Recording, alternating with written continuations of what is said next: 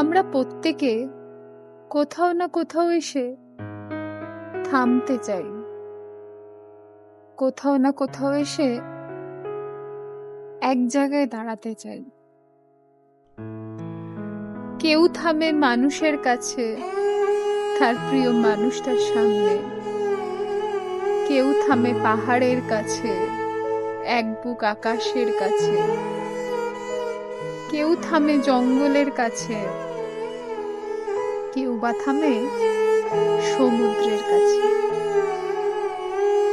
আমরা বাইরে থেকে যতই দৌড়ই না, যতই একের পর এক জায়গা চেঞ্জ করতে থাকি, ভেতর থেকে প্রত্যেকেই আমরা কিন্তু থামতে চাই।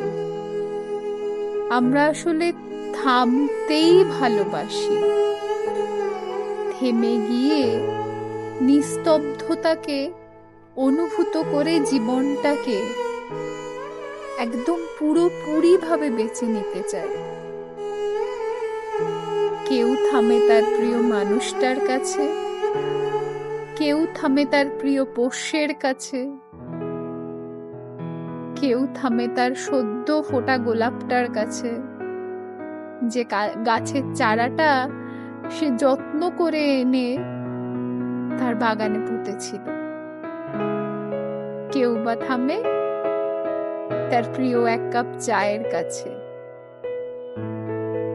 যে চাটা যখন সে খায় তখন মনে হয়, আহা, এই তো জীবন, এইটুকুই জীবন। তাই বাইরে থেকে যতই আমরা দৌড়ই না, ভেতরে যেন একটা থামার জায়গা থাকে। ভিতরে ভিতরে যেন একটা নিজের আস্তানা থাকে। সেটা সবসময় মানুষ কিংবা জায়গায় হতে হবে তা নয়।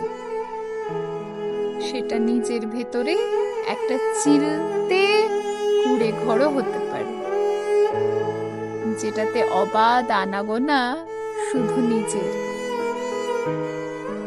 ভালো থেকো জীবন। যতটুকুই দৌড়ো, যতটুকু প্রয়োজনে বা প্রিয়জনের জন্য দৌড়তে হোক না কেন, ভিতরে ভিতরে থামতে শিখো কেমন।